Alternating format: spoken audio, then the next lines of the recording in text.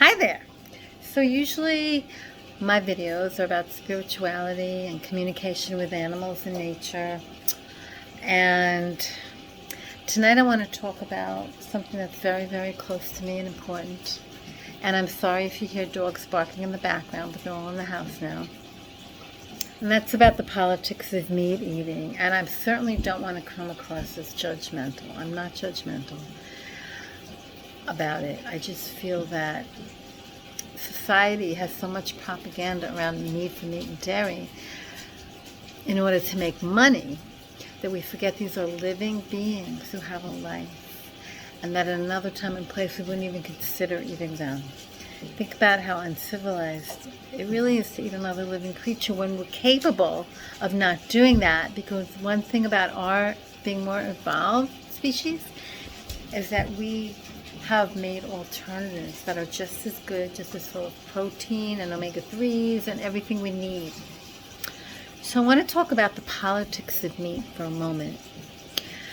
And that is, people often don't make the connection between what we eat on our plate and how other companies are making money. We have a system, a patriarchal system, that developed on the back. It started in medieval times. It developed on the backs of women.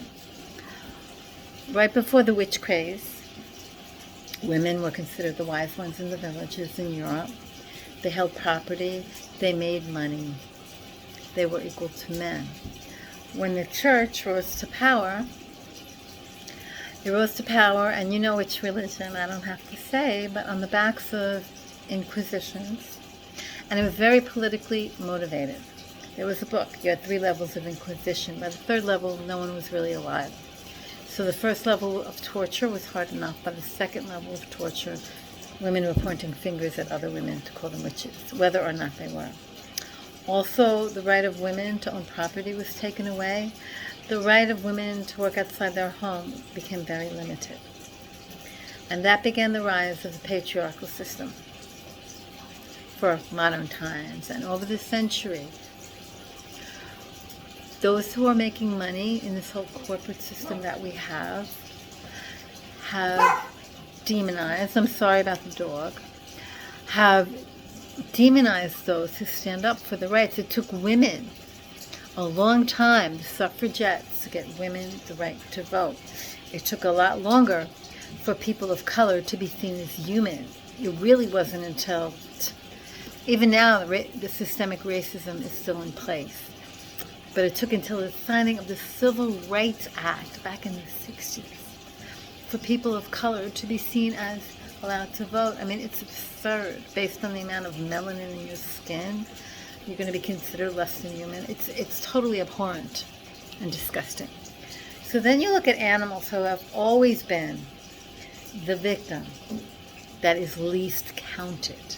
And yet, pigs are shown to be as smart as 3-year-olds. What do? We put them all together in crates on trucks, not even in crates, ram them together on a truck, cut their throats, hang them from their feet. Sometimes they're still conscious when their throats are cut. We do the same to cows. The cows are so intelligent that a pregnant one jumped off a truck headed to slaughter, ran down the highway, and at that point, people cared. And Mike Sturra from Skylands Animal Rescue came and got that. But people forget to care unless the animal's escaping, and then all of a sudden people wake up. And when that animal's on their plate, they're like, I don't want to hear about it. I know about it, but I don't want to hear. Because they can't allow themselves to connect from their heart. If they connected from their heart with that animal on their plate, they couldn't eat it. And in the meantime, all this propaganda is pushed. It's pushed by big ag. They push it and push it because why? They make money. Cows are put on mechanical teats and milked and milked and milked. Once they can no longer produce milk, they are killed. They're sent to slaughter. They're no good anymore. They're not an object of use. Their babies are taken away from them at a young age. If they're allowed to stay, they put a muzzle on them so they cannot drink their mother's milk. Or they are sent to these little encampments. If you look at a big factory farm, there are about 30,000 little encampments that they live in, barely enough room to turn around. No contact with mother, crying all day, or the mother cries for them. This is what we do to living, breathing beings. And chickens, forget it. Chickens are treated like nothing. They are one of the big major chicken companies that's always on TV saying they're humane. Well, they call it free range. They have thousands and thousands of chickens crowded together in a warehouse. Yeah, they're not in cages, but they're so crowded, they're pecking at each other, harming each other, causing each other to bleed, walking around in feces, and then this is what you buy. This is what you eat, and you're told it's good for you. Cows are given hormones, pus comes out of their teats, and you drink that. And this is what we give, and then we wonder why we have cancer, why we have people getting nutrition but becoming severely overweight. I'm no skinny mini, right, either, and I'm always worried about my weight, but people in this country becoming severely overweight, and in many countries that are westernized now. There's a whole big political monetary system to having people keep believing in dairy and meat eating. And I know a lot of loving people, including someone in my family who does so much for animals, rescues them, transports them. This guy will do anything for an animal, but he can't connect the food on his plate with a living being. He just can't do it, because that would mean opening the heart so much. So I am asking each and every person to really think about your choices. And we've also been convinced by the medical society that we need meat. And, you know, oh my God, I'm sorry, I tried to be vegan, but I need my meat for my B12. Do you really? Because you can eat seaweed, which can be quite tasty if cooked properly. You have to learn how to cook. Full loaded with B12 and calcium. I am over 40 years without meat. I'm 30 years vegan, just about. So, you know, yeah, I've had normal things. Osteoporosis runs my family. I was short on B12, which was my fault, and D, for not taking what I needed to cover it, because, you know, I was living on pasta and salad. So my own fault, though.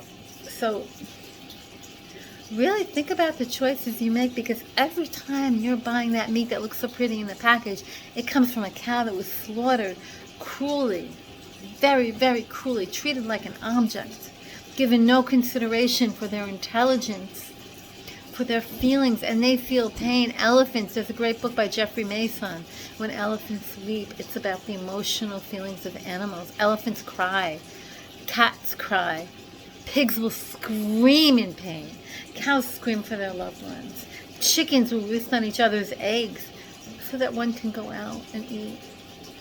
These are living, breathing, feeling creatures.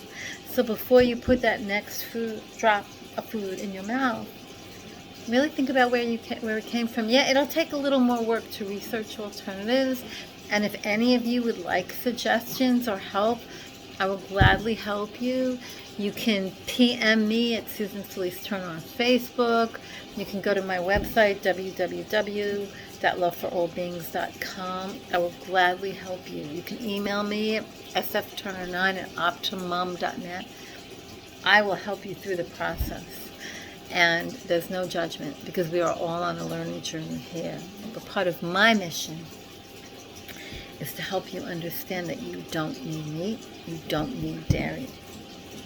Especially not in the year 2021, when we have so many alternatives. So I'm really asking you to think about what's on your plate. I'm actually begging you, because the other part that was less of a reason that I became a vegan, but which is so important, is that the amount of methane from the poop from the cows in these humongous factory farms is contributing to the carbon buildup. It's contributing to the depletion of the ozone layer. And that's why we're having such drastic climate change. And nobody can deny it anymore. We're having drastic weather all over the planet, which has happened anyway naturally, but we have exacerbated it. So now you're having major earthquakes, drought, fires, tornadoes all over the place, and one after the other, and more direcos, I'm sorry. So it is so important, because at all places, we are an interconnected web of life. The earth is alive, the trees are alive, the rocks, the animals. If we don't have respect, we will destroy ourselves. That will be the Great Reset. People are so paranoid that COVID was developed as the Great Reset to control humanity. I don't know. I'm not getting into all that. But The Great Reset will be Mother Earth herself fighting back, because we have destroyed her creatures and we have destroyed the planet. So I'm sorry this video is not a spiritual meditative videos. I'm getting back into them. I've taken a hiatus, but I'm begging you to think about the choices you make in order to save our world and save our planet, save the animals, and think about the connection to the patriarchal society that downplays the importance of animals, women, and children. Thank you, Namaste. My heart loves you.